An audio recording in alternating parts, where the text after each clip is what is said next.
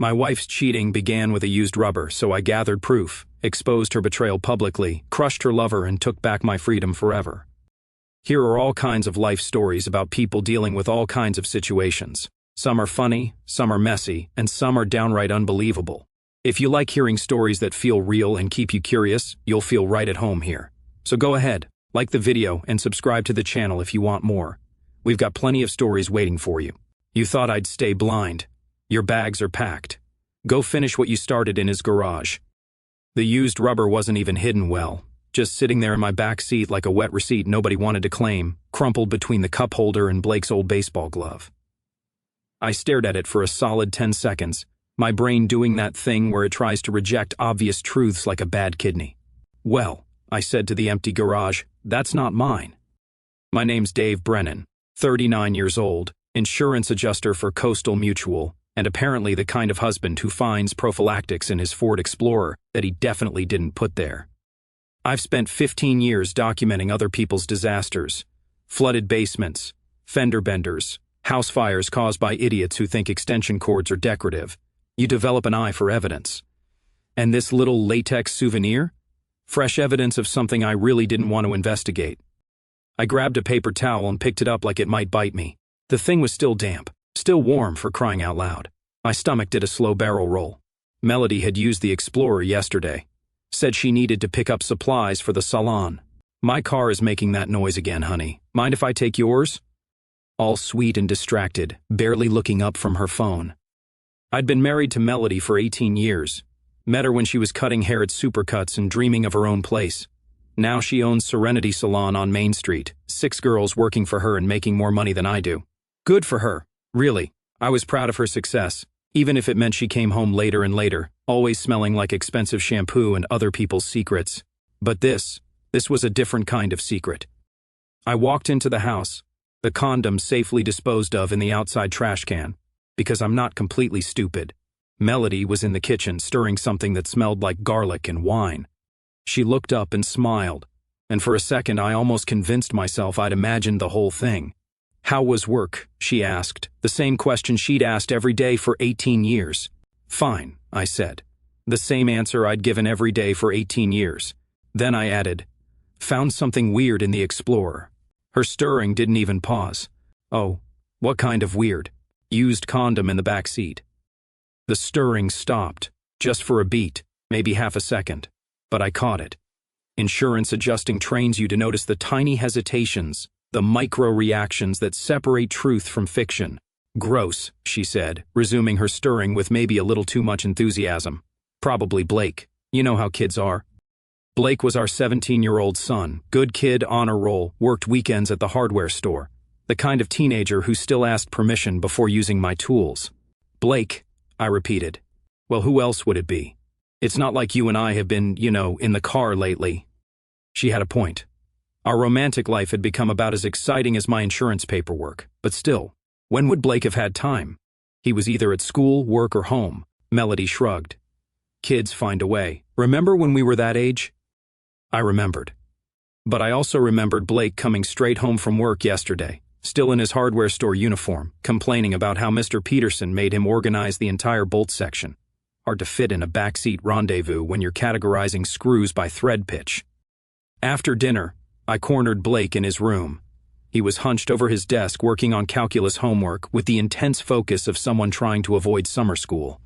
Blake, I said, settling onto his bed, need to ask you something, and I need you to be straight with me. He looked up, pencil still poised over his notebook. What's up, Dad? You been using my car for anything I should know about? His forehead wrinkled. Your car? No, why would I use your car when I've got the Civic? Just wondering. Found something in the back seat that made me curious. What kind of something? I studied his face. 18 years of bedtime stories, scraped knees, and parent-teacher conferences had taught me Blake's tells.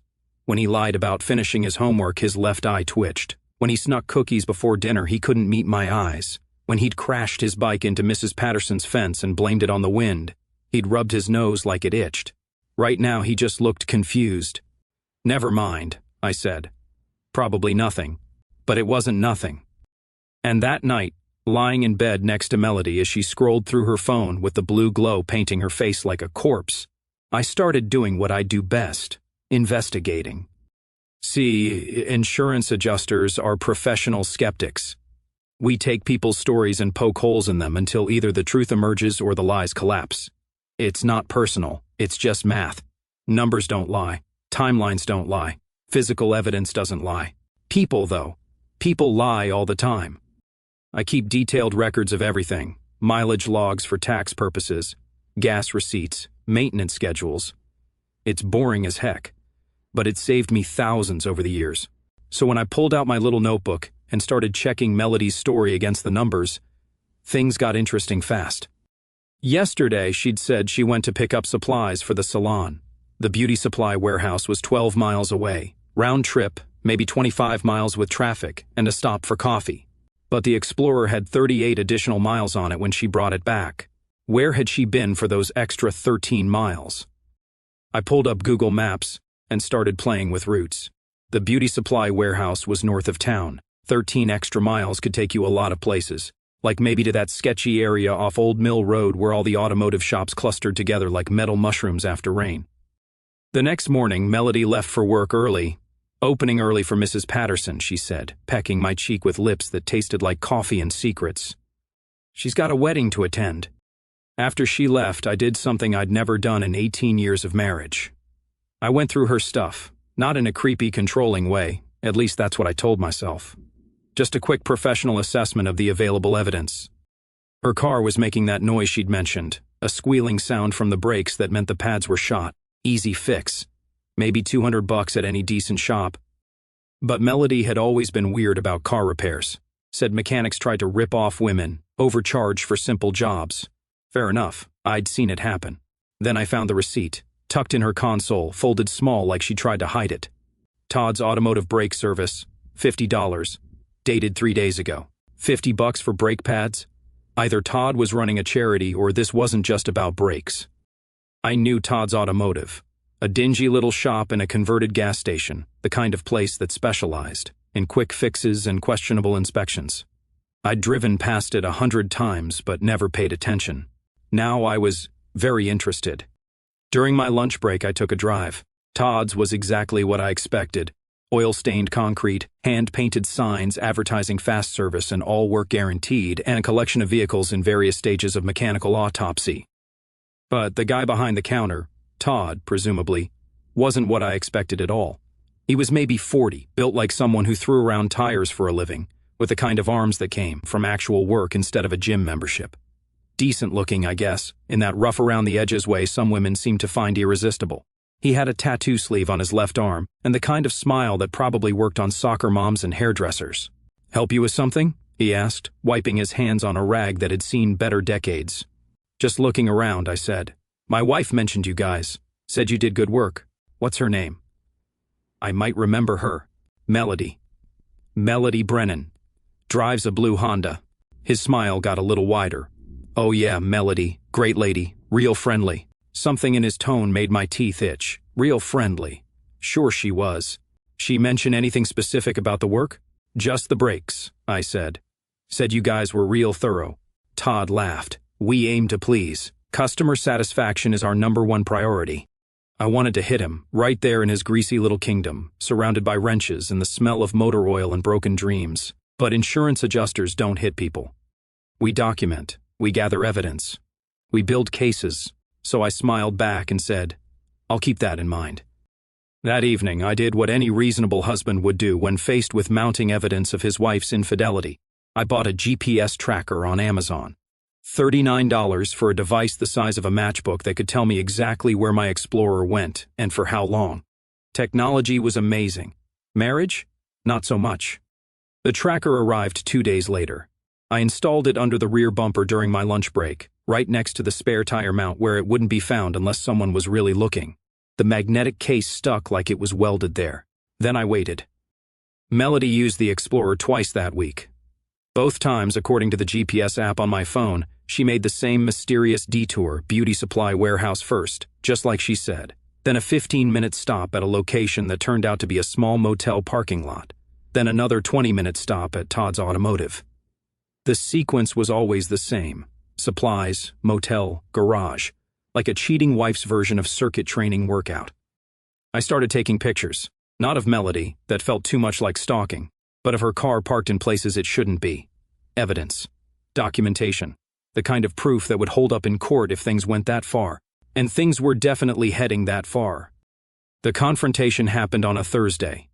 Melody was lying on the couch, feet tucked under her, scrolling through her phone with that little smile that used to mean she was looking at pictures of Blake or cute animals.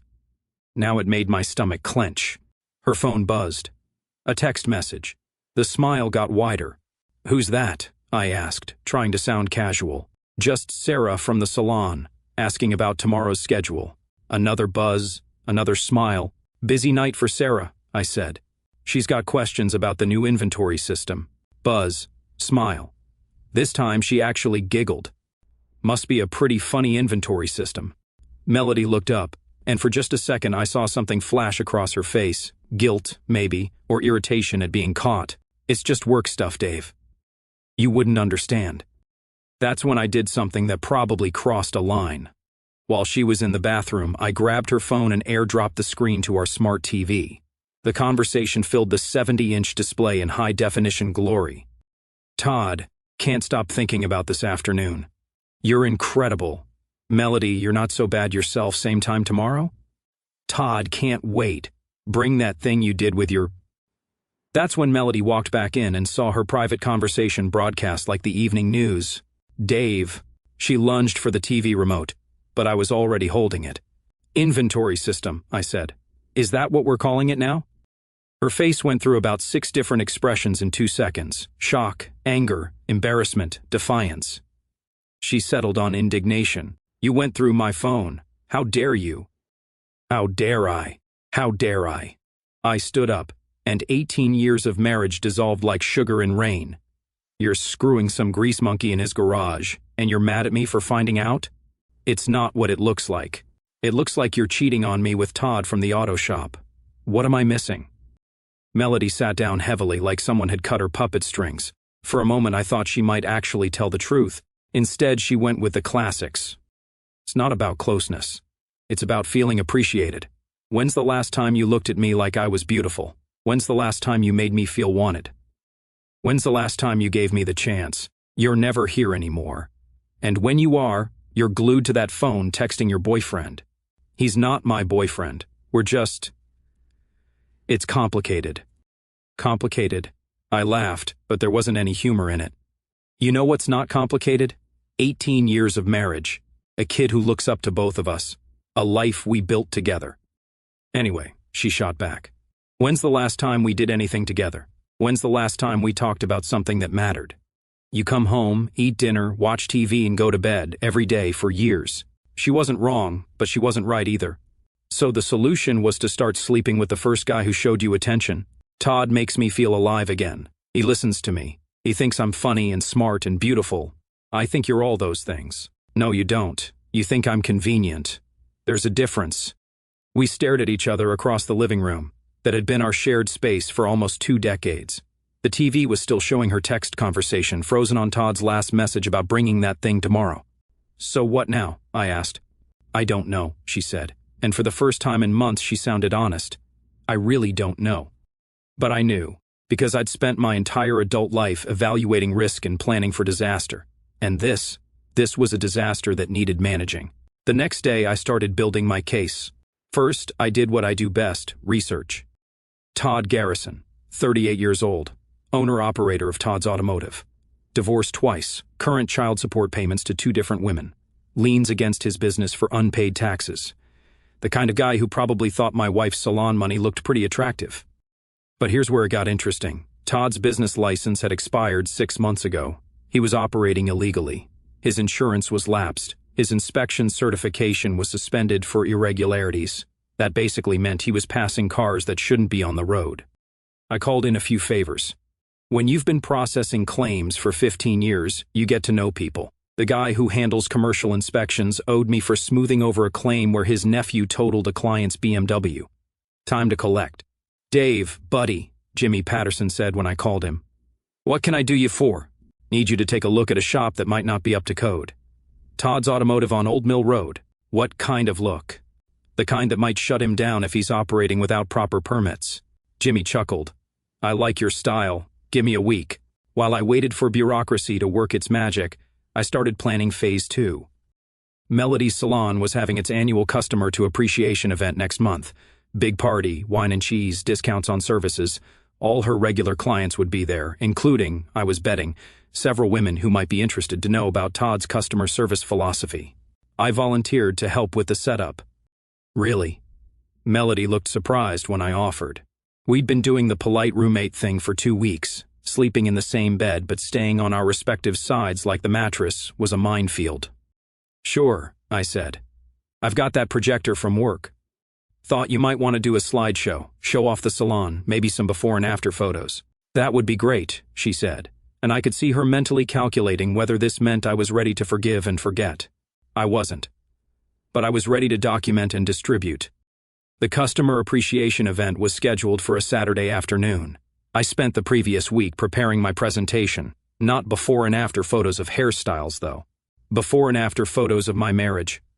I had pictures of Melody's car at the motel, pictures of her car at Todd's shop, screenshots of text messages, copies of receipts from her purse, GPS tracking data showing times and locations, a complete timeline of every lie she'd told me over the past 2 months. I also had something else. A recording of Todd bragging to one of his buddies about this rich salon owner who can't get enough. Apparently Todd was a talker, and apparently he didn't know that the guy installing new speakers in his garage was wearing a phone with a voice recording app. Okay, not a wire, just a phone, but it sounded more professional to think of it as surveillance. Saturday came. The salon was packed with Melody's clients, all dressed up and ready to celebrate. I set up the projector while she mingled, playing the part of supportive husband one last time. Ladies, Melody called out.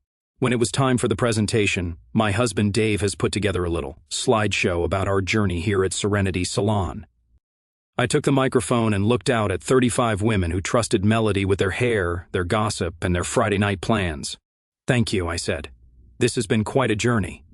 The first slide was our wedding photo. Melody at 21, me at 22, both of us grinning like we'd won the lottery. A few women sighed appreciatively.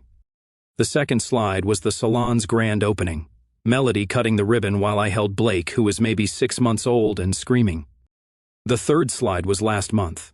Melody's Honda parked outside the Starlight Motel at 2:17 p.m. on a Tuesday when she was supposed to be at a hair show in Portland. The room went very quiet. Now, I said, some of you might be wondering about our commitment to customer satisfaction. Melody's always believed in going above and beyond for her clients. Sometimes literally above, sometimes beyond what most people would consider appropriate in a professional relationship. The fourth slide was a text message. Todd, can't wait to see you tomorrow. Bring the red thing. Melody, you know what you do to me in that red thing. Melody was standing by the refreshment table, her face cycling through expressions like a slot machine. Landing, on jackpot, bankruptcy, and cardiac arrest. Dave, she said, her voice barely a whisper. What are you doing? Providing full disclosure, I said. I think your clients deserve to know exactly what kind of services you're offering these days. The sixth slide was the receipt from Todd's Automotive, $50 for brake service on a Honda that hadn't needed brake work. The seventh slide was a photo of Todd himself, shirtless and grinning, which I'd found in Melody's phone. Sarah Martinez, one of Melody's oldest clients, stood up. Melody, what the heck is this? It's not what it looks like, Melody said, which was becoming her catchphrase. It looks like you're screwing around on your husband, said Janet Wilson, who'd been coming to the salon since it opened, with some garage mechanic. Ladies, I said, I want you to know this doesn't reflect on the quality of hair services you've received, just on the quality of marriage counseling you might have witnessed. And that's when Melody snapped. Shut it off, she screamed, lunging for the projector. Turn it off right now. But I wasn't done. The eighth slide was the real kicker, a photo of Todd's rap sheet. 2 arrests for fraud, 1 conviction for writing bad checks, and a restraining order filed by his second ex-wife. Your boyfriend's quite the catch, I announced to the room. Really knows how to treat a lady. Just ask his ex-wives. The room exploded. Women talking over each other, asking questions, demanding answers. Melody ran for the bathroom, leaving me alone with her clients and my slideshow of evidence. Dave, Sarah said, approaching me with the careful steps of someone navigating a minefield. How long has this been going on? 2 months that I can prove, I said. Maybe longer. And you're sure? I clicked to the 9th slide, a recording app interface with a play button labeled Todd's Greatest Hits. I pressed play. Todd's voice filled the salon, tiny through the projector speakers, but clear enough. Man, this chick is crazy for me. Owns that fancy salon on Main Street, married to some boring insurance guy. She comes by twice a week, sometimes 3 times. Can't get enough. His friend's voice, nice. She paying you for the car work, Todd? Are you kidding? I'm charging her $50 to tighten a lug nut. She doesn't know anything about cars, but she knows plenty about other things, if you catch my drift. Laughter. Best part is, she thinks it's some big romantic secret, like we're star-crossed lovers or something. I'm just trying to keep her happy until I figure out how much her husband's worth. The recording ended. The salon was silent except for the hum of hair dryers and the sound of 35 women reassessing their opinion of Melody Brennan. That son of a witch, Janet Wilson said finally.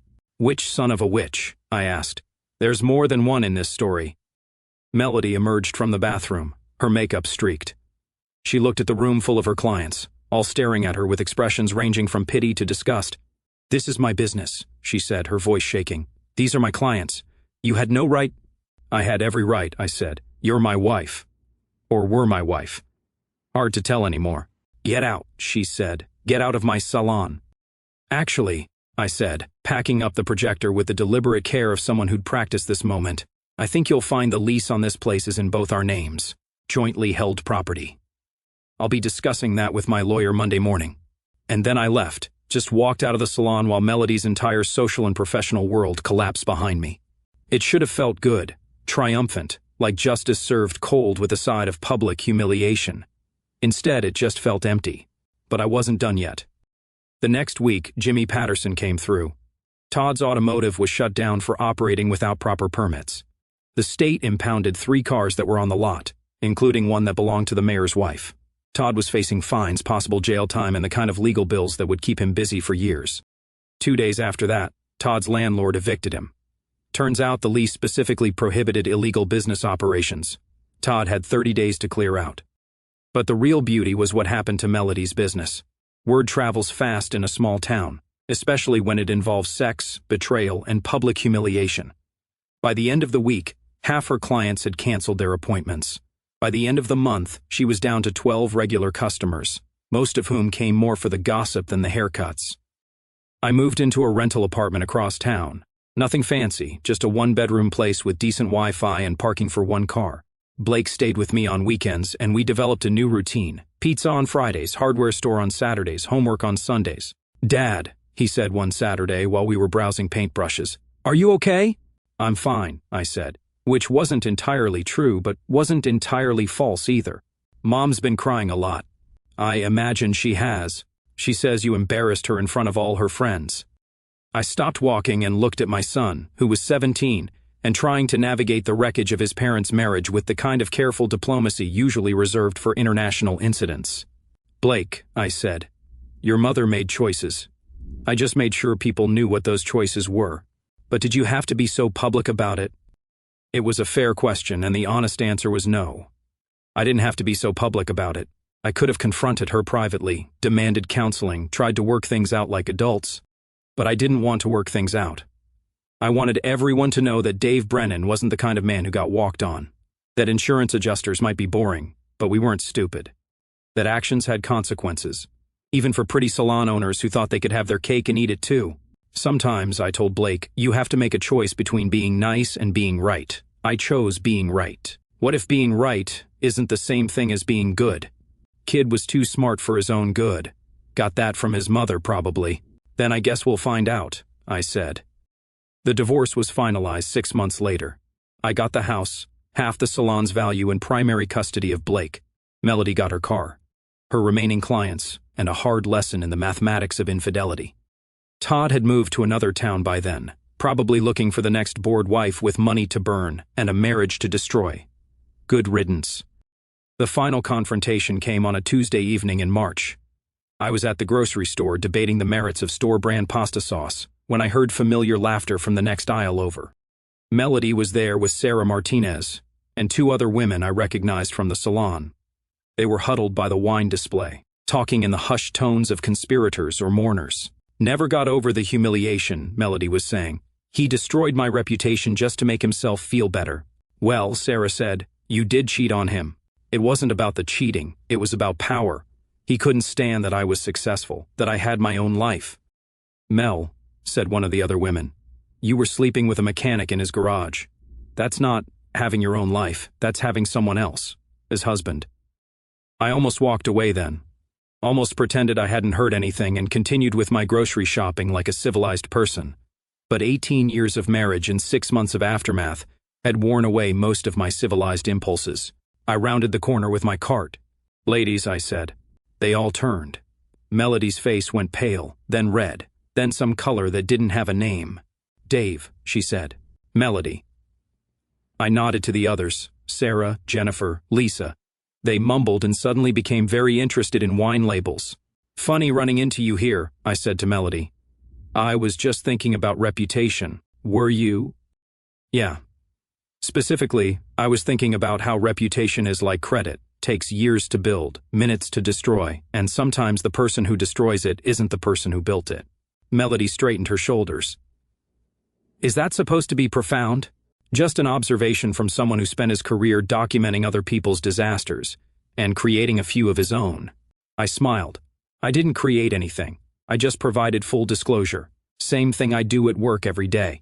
You humiliated me. I documented your choices. There's a difference.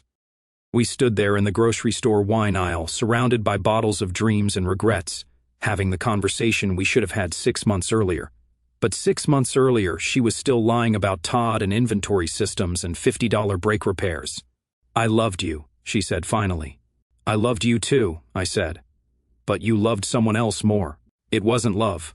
It was just excitement. Something different. Something different. I tasted the words like they were evidence in a case I was trying to solve. You threw away 18 years of marriage for something different. Those 18 years were dying anyway. We both know it. Maybe she was right. Maybe we'd been sleepwalking through our marriage for years, going through the motions without the emotions. Maybe Todd had been just the symptom, not the disease. But maybe doesn't matter in insurance work. Maybe doesn't matter in divorce court. Maybe doesn't pay alimony or explain to your kid why mommy and daddy don't live together anymore. Well, I said, now you've got all the different you can handle. I started to push my cart away, then stopped. Melody. She looked up. Hope flickering across her face, like she thought I might apologize, like I might take back the slideshow and the public humiliation and the systematic destruction of her social life. Next time you want something different, I said, try asking for it before you go looking for it in someone else's garage. I left her there with her friends and their wine, went home to my apartment and made dinner for one. Blake was at his mother's that night, probably listening to her cry about how mean his father had become. And maybe I had become mean. Maybe turning someone's private betrayal into public entertainment crossed a line that decent people don't cross. Maybe there were better ways to handle infidelity than humiliation and scorched earth revenge. But sitting in my quiet apartment, eating store-brand pasta with store-brand sauce, I couldn't bring myself to regret it. Melody had made her choice when she decided our marriage was worth less than whatever excitement she found in Todd's greasy hands. I'd made mine when I decided that choice deserved consequences. Some people might call that wrong. I called it justice, the kind of justice you get when boring insurance adjusters stop being boring and start being thorough.